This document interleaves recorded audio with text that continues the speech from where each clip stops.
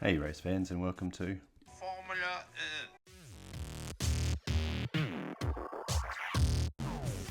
Well, I think my adrenaline has finally settled after the Dutch GP, and I reckon we've had enough time to digest what happened in the race, so I don't really need to recap that, which means it's straight on to predictions, and then I'll do my best to explain myself afterwards.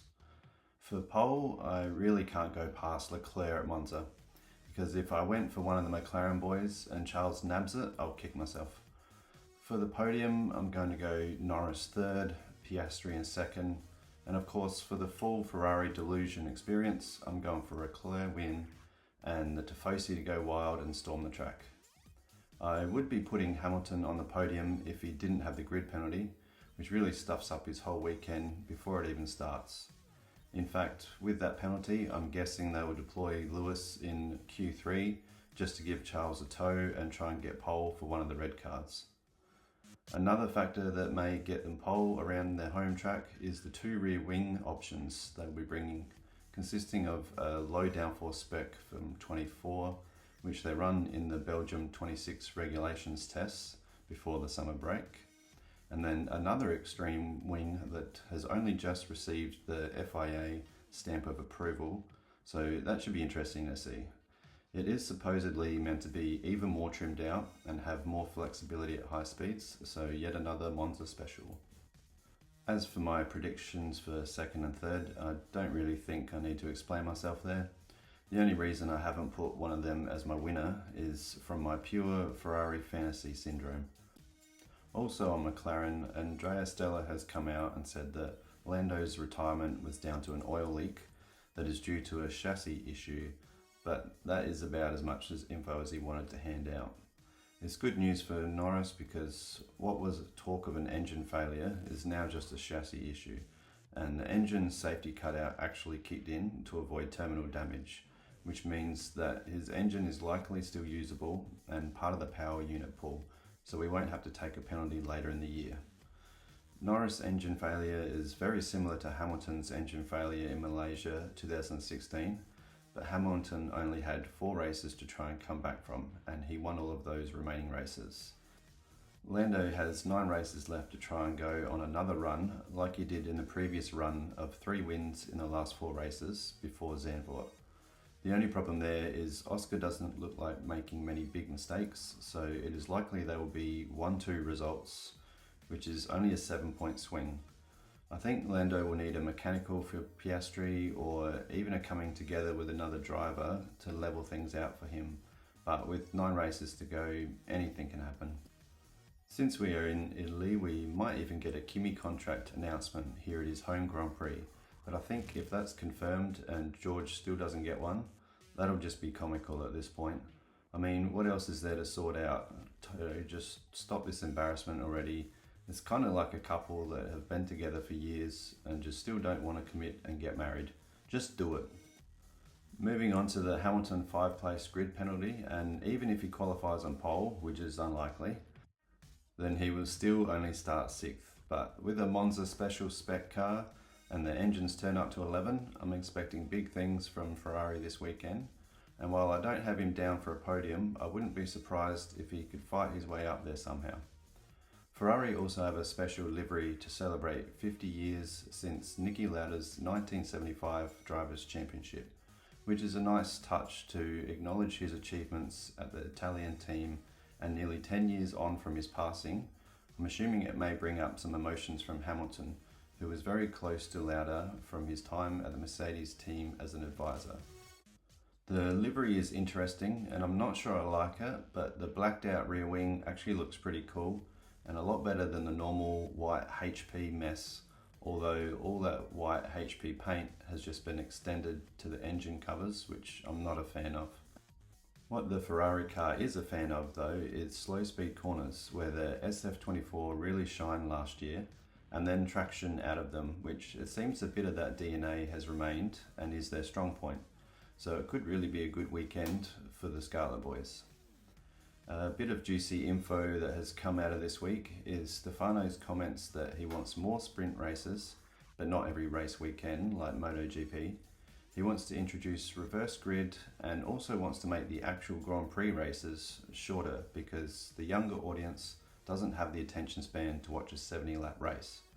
But they can watch a 2-hour 0-0 draw.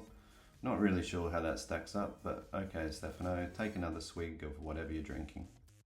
There are 3 more sprints left this year, and I find them a bit of a spoiler for the main race because if there is no weather interruptions, you can pretty much predict what the Grand Prix result will be. Having said that, I do like the fact that you can now change your setup from sprint race if you don't quite get it right in one of the free practice sessions you get on the Fridays. But to go to the extreme of wanting more sprints and then to also make the Grand Prix shorter, I mean, does that basically mean 2 sprint races on those weekends or what? It's really going to piss off us purists who like deep diving the practice data and then building the suspense for the race. But hey, in this TikTok generation, everyone wants everything right now, and it's where the dollars are, then that's where you'll find Stefano and Liberty Media. On a more positive note, let's talk about VCARB and more so about Hadjar. His adrenaline, unlike mine, probably still hasn't settled and will be walking into Monza feeling a little bit taller, although the petite professor will still be at the height of being able to look Tsunoda in the eye. I really hope he is able to build on this and can now go on a bit of a run, but I'm not sure if he'll want to do that because it means a demotion to the Red Bull seat, so maybe tank it this weekend, Isaac, just to be safe. As for Lawson, I hope he continues his pre-science run-in form from the Dutch GP, because while he wasn't at the level of Hadjar, he is slowly building up his confidence from being in the cursed second seat that Isaac is trying to avoid, and could be on for a good weekend here. On to Red Bull, and Marco has come out with a statement which, to be fair, Laurent has also backed, that Tsunoda is only going to be given till Mexico to show he deserves the 26th drive. So he really needs to build on 9th place at Zandvoort and even a good weekend or 2 from now on, or it could be the end of his F1 career. I wouldn't put it past Marco to try and get Arvid Lindblad in from Mexico onwards to test him for a seat next year and dump Tsunoda altogether, because after all, that's what Marco does best.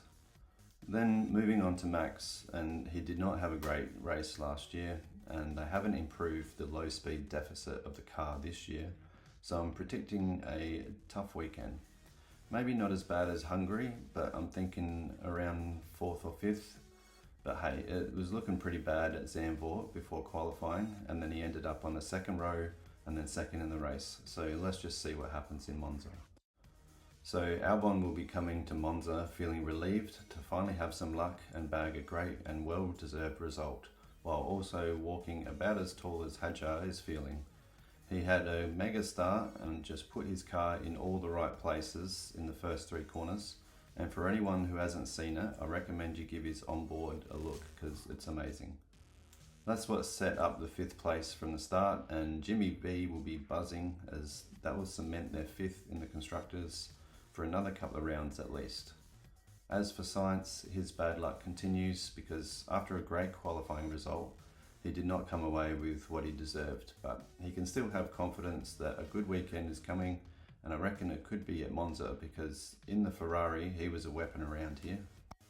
A quick mention to Haas, Sauber and Alpine, who all had varying races, with Ollie in an amazing 6th from the pit lane and Ocon in 10th for a double points finish, which is very welcome in the Constructors' Championship and brings them a little bit closer to Sauber, who had a bit of a stinker coming down from the highs before the summer break. Alpine doing driver swaps every other lap, which was confusing.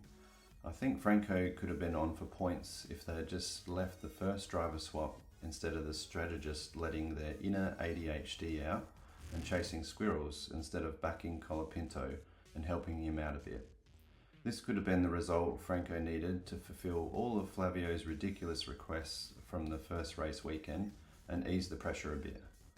Now on to tyre talk, and this weekend Pirelli have the C3, C4 and C5 on offer, which may again attract teams to consider a 2-stop race strategy, but I can't see anyone actually trying it up the front because as we saw last year with Leclerc, the one-stop and clean air is still king, and with such skinny rear wings, the DRS effect will basically be nothing here, so there won't be much overtaking unfortunately.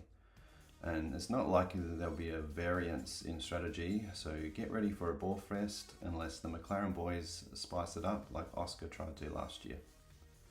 Well, that's my preview for the Monza GP, and I feel that after Zandvoort, we might just need a boring snooze fest, but nah, stuff that.